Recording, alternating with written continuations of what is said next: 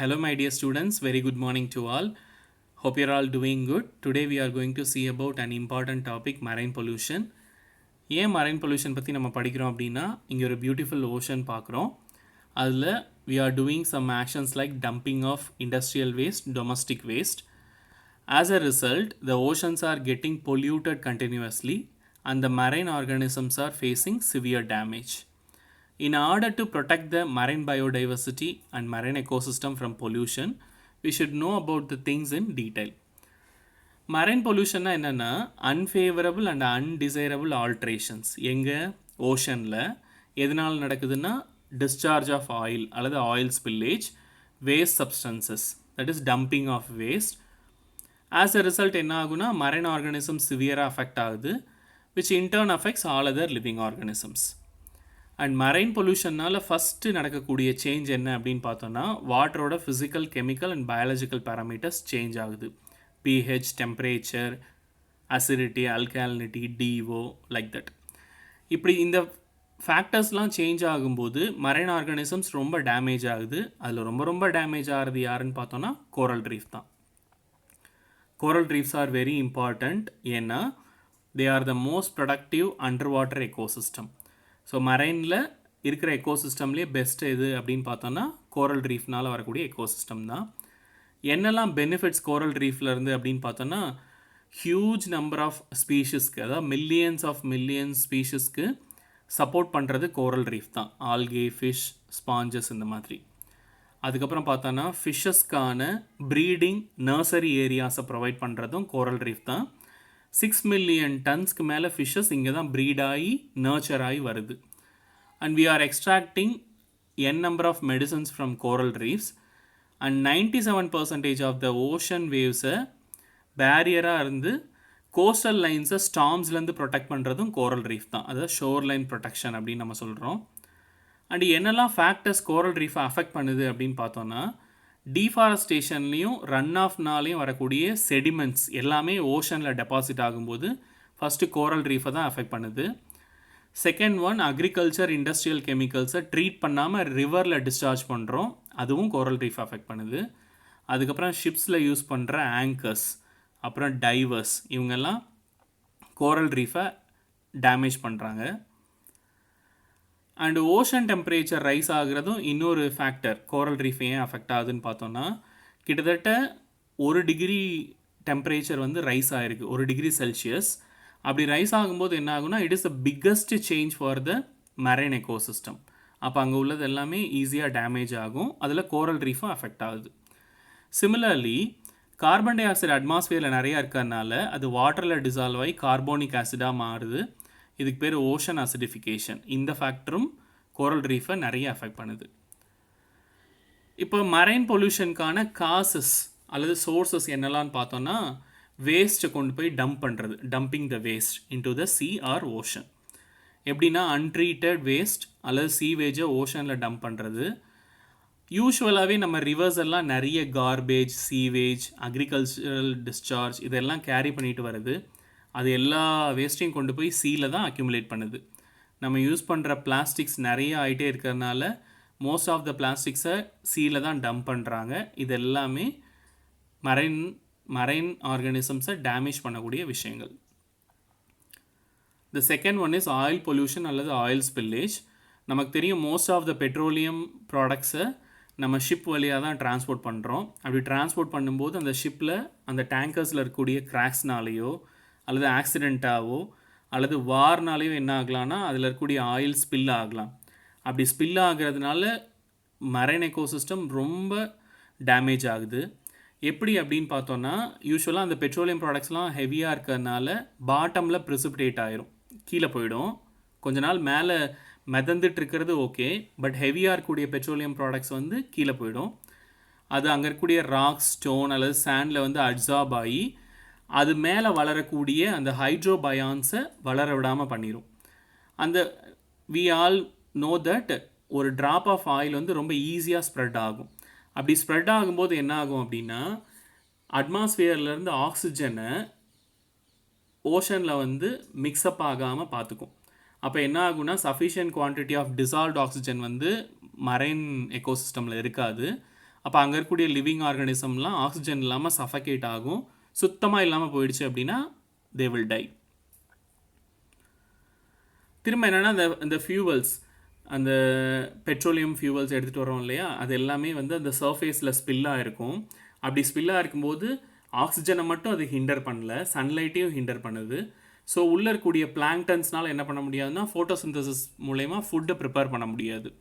அப்போ ஆட்டோமேட்டிக்காக என்ன ஆகுனா ஃபைட்டோ பிளாங்டன்ஸ் வந்து ஃபுட் ப்ரிப்பேர் பண்ண முடியாது, அதை டிபெண்ட் பண்ணியிருக்கக்கூடிய அனிமல்ஸ்க்கு ஃபுட் கிடைக்காது.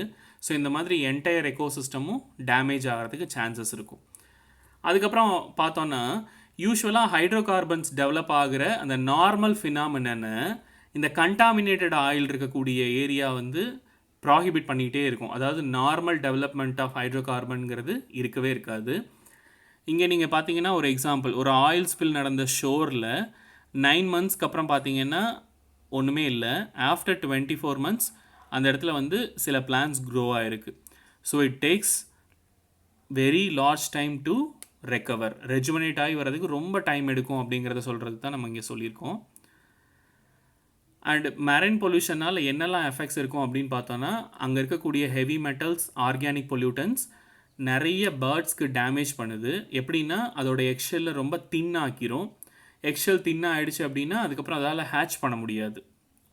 அடுத்து பார்த்தோன்னா more than 50,000 to 250,000 பேர்ட்ஸ் ஒவ்வொரு வருஷமும் இந்த மெரைன் பொல்யூஷன்னால் என்ன ஆகுதுன்னா அஃபெக்ட் ஆகுது. In fact they are dyeing. Oil pollution, especially oil pollution. இங்கே நம்ம எக்ஸான் வால்தே ஆக்சிடெண்ட் பற்றி கொடுத்துருக்கோம். இது என்ன அப்படின்னு பார்த்தீங்கன்னா ஒரு பர்டிகுலர் ஆக்சிடெண்ட். இன்றைக்கி நீங்கள் அசைன்மெண்ட்டாக இதை சப்மிட் பண்ண போகிறீங்க.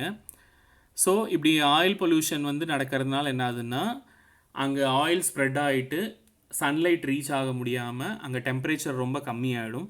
As a result birds are suffering from hypothermia. So temperature reduce ஆகி அதனால் அஃபெக்ட் ஆகிறது. அண்ட் அகெயின் நம்ம ஆல்ரெடி டிஸ்கஸ் பண்ண மாதிரி ஆயில் வந்து ஸ்ப்ரெட் ஆகிருக்கிறதுனால அட்மாஸ்பரிக் ஆக்சிஜன் ஓஷனில் இருக்கக்கூடிய வாட்டர் கூட மிக்ஸ் ஆகாது. அதனால் the uptake of oxygen is hindered by the oil spill. Similarly photosynthesis நடக்காது. அதுக்கப்புறம் இந்த ஹைட்ரோ கார்பன்ஸ், பென்ஸ்பைரின் ஃபுட் செயினில் அக்யூமுலேட் ஆக ஆரம்பிக்குது. ஸோ ஒன்ஸ் இந்த ஆயில் பொல்யூஷன்லேருந்து வந்தக்கூடிய இந்த ஹைட்ரோ கார்பன்ஸ், இந்த பென்ஸ்பைரின்லாம் என்ன ஆகுதுன்னா ஃபுட் செயினில் அக்யூமுலேட் ஆகிட்டே வருது. அதை ஹியூமன் பீயிங்ஸ் கன்சியூம் பண்ணுறாங்க அப்படின்னா it may cos cancer to them. Similarly இந்த ஆயில் ஸ்பில்ஸை க்ளீன் பண்ணுறதுக்காக என்ன பண்ணியிருப்பாங்கன்னா டிட்டர்ஜென்ட்ஸ் யூஸ் பண்ணியிருப்பாங்க. இந்த டிட்டர்ஜென்ட்ஸும் மரைன் லைஃப்க்கு நிறைய டேமேஜ் க்ரியேட் பண்ணும். அண்ட் எப்படியெல்லாம் மரைன் பொல்யூஷனை கண்ட்ரோல் பண்ணலாம் அப்படின்னா இந்த 6 பிரின்சிபல்ஸ் வந்து வேர்ல்ட் கன்சர்வேஷன் யூனியனும் WWF ஃபார் நேச்சரும் கொடுத்தது. It is common to all. So first என்ன பண்ணணும் அப்படின்னா பிளான் பண்ணணும் எப்படி கன்சர்வ் பண்ணலாம் அப்படிங்கிறத. அடுத்து அவேர்னஸ் க்ரியேட் பண்ணணும் அண்ட் அதுக்கான எஜுகேஷனை மக்களுக்கு கொடுக்கணும் அப்படிங்கிறது தான். அடுத்து வந்து லோக்கல் கம்யூனிட்டியை அங்கே இருக்கக்கூடிய கோஸ்டல் ரிசோர்ஸஸை ப்ரொடெக்ட் பண்ணவும் மேனேஜ் பண்ணவும் அவங்கள வந்து இன்வால்வ் பண்ணிக்கணும். அடுத்து நிறைய சோஷியல் எக்கனாமிக் இன்சென்டிவ்ஸ் கொடுக்கணும். யார் வந்து மரைன் பயோடைவர்சிட்டியை வந்து கன்சர்வ் பண்ணுறாங்களோ அவங்களுக்கு வந்து நிறைய இன்சென்டிவ்ஸ் கொடுக்கணும். அதுக்கப்புறம் எல்லா நேஷன்ஸ்க்கும் ஓஷன்ஸ் பற்றி பாலிசிஸ் இருக்கணும். இப்படி தான் ஓஷனை யூட்டிலைஸ் பண்ணணும், இதெல்லாம் பண்ணக்கூடாது அப்படிங்கிற மாதிரியான பாலிசிஸ் இருக்கணும். அது மாதிரி அந்தந்த கண்ட்ரியோட அந்தந்த போர்ஷன்ஸ் ஆஃப் வாட்டரை வந்து ப்ரிசர்வ் பண்ணுறதோடு சேர்த்து அடுத்த கண்ட்ரியோட வாட்டருக்கு டேமேஜ் ஆகாத மாதிரியும் நம்ம பார்த்துக்கணும். வேறு என்னெல்லாம் கண்ட்ரோல் மெஷர்ஸ் இருக்குன்னா யூஸ்வலாக இண்டஸ்ட்ரீஸ்லேருந்து வரக்கூடிய எஃப்ளூயன்ஸை ட்ரீட் பண்ணுறதுக்கான ஃபெசிலிட்டிஸ் அந்த இண்டஸ்ட்ரியில் கட்டாயமாக இருக்கணும். அதுக்கப்புறம் அந்த கோஸ்டல் ஏரியாஸில் அர்பன் க்ரோத் வந்து நிறைய வராமல் பார்த்துக்கணும். ஒரு சிட்டி பேஸ்டு லைஃப் மாதிரி ஒரு லைஃப் வந்துடாமல் பார்த்துக்கணும். அதுக்கப்புறம் ஃபிஷர்மேன் வந்து கோஸ்ட்டை டிபெண்ட் பண்ணியும் மரைன் ரிசோர்ஸஸை டிபெண்ட் பண்ணி இருக்கிறதுனால அவங்களோட நீட்ஸ் எல்லாம் என்னென்னு தேவைன்னு பார்த்துட்டு அதை நம்ம கண்டிப்பாக வந்து ஃபுல்ஃபில் பண்ணி கொடுக்கணும். அடுத்து எப்படி ஆயிலை ரிமூவ் பண்ணலாம் அப்படின்னு பார்த்தோன்னா 2 மெயின் மெத்தட்ஸ் இருக்குது, ஃபிசிக்கல், கெமிக்கல். ஃபிசிக்கலில் ஸ்கிம்மிங் த ஆயில். ஸ்கிம்மிங்னா உங்களுக்கு தெரியும், ஸ்கிம் பண்ணி எடுக்கிறது. அதுக்குன்னு தனியாக வந்து எக்யூப்மெண்ட்ஸ் இருக்குது. இதை எந்த இடத்துல ஆயில் ஸ்பில் ஆகிடுச்சோ அந்த இடத்துல வந்து இதை யூஸ் பண்ணி ஆயில் எடுத்துருவாங்க. இல்லைனா பாலியூரித்தேன் ஃபோம் அந்த மாதிரியான சப்ஸ்டன்சஸை யூஸ் பண்ணி அங்கேருந்து அப்சார்ப் பண்ணி எடுக்கலாம். அல்லது சாப்டு ஸ்ட்ரா, புல்லோட அந்த காஞ்ச ஸ்ட்ராஸை எடுத்து யூஸ் பண்ணலாம். அல்லது சா டஸ்ட், மரத்தூள், இதெல்லாம் யூஸ் பண்ணி ஆயிலை அப்சர்வ் பண்ணி எடுக்க முடியும். அடுத்து கெமிக்கல் மெத்தட்ஸ் என்னன்னு பார்த்தோன்னா டிஸ்பர்ஷன், எமல்சிஃபிகேஷன், அப்புறம் சூட்டபிள் கெமிக்கல் அடிட்டிவ்ஸ் அல்லது கொயாகுலன்ஸ், கொயாகுலன்ஸ் ஆட் பண்ணி அதெல்லாம் டெபாசிட் பண்ணி வச்சுட்டு எடுக்கலாம். ஸோ இந்த மாதிரியான மெத்தட்ஸில் நம்மளால் ஆயில் ஸ்பில்ஸை ரிமூவ் பண்ண முடியும். வேறு எப்படியெல்லாம் என்ன மாதிரியான ப்ரொடக்டிவ் மெஷர்ஸ் எல்லாம் நம்ம ஃபாலோ பண்ணால் இந்த மரைன் பொல்யூஷன் இல்லாமல் பார்த்துக்கலாம் அப்படின்னா, கண்டிப்பாக முனிசிபல் இண்டஸ்ட்ரியல் வேஸ்ட்டை ட்ரீட் பண்ணி அதுக்கப்புறம் தான் டிஸ்சார்ஜ் பண்ணணும், ரிவர்லேயோ சீலேயோ. அதுக்கப்புறம் கோஸ்டல் வேஸ்ட்டை பற்றி அப்பப்போ அனலைஸ் பண்ணணும். அப்போ தான் அங்கே இருக்கக்கூடிய பொல்யூஷன் லெவல் என்னன்னு தெரிஞ்சுட்டு என்ன மாதிரியான மெஷர்ஸ் எடுக்கலாம் அப்படிங்கிறது புரியும். சாயில் எரோஷன் கட்டாயமாக கண்ட்ரோல் பண்ணிகிட்டே இருக்கணும், இல்லைனா அந்த ரன் ஆஃப்னால செடிமெண்ட்ஸ் டெபாசிட் ஆகிட்டே இருக்கும். இந்த ரிக்ரியேஷனல் பீச்சஸை ரொம்ப ரொம்ப மெயின்டைன் பண்ணணும், ஹைஜீனிக்காகவும் அண்ட் ஆஸ்தட்டிக்ஸ் ஸ்டாண்டர்டாகவும். இதெல்லாம் ஃபாலோ பண்ணுறதுனால நம்மளால் கட்டாயமாக மரைன் பொல்யூஷன் வராமல் பாதுகாத்துக்க முடியும். So thank you so much for listening, and hope you have learned the marine pollution in detail. Please go through this video.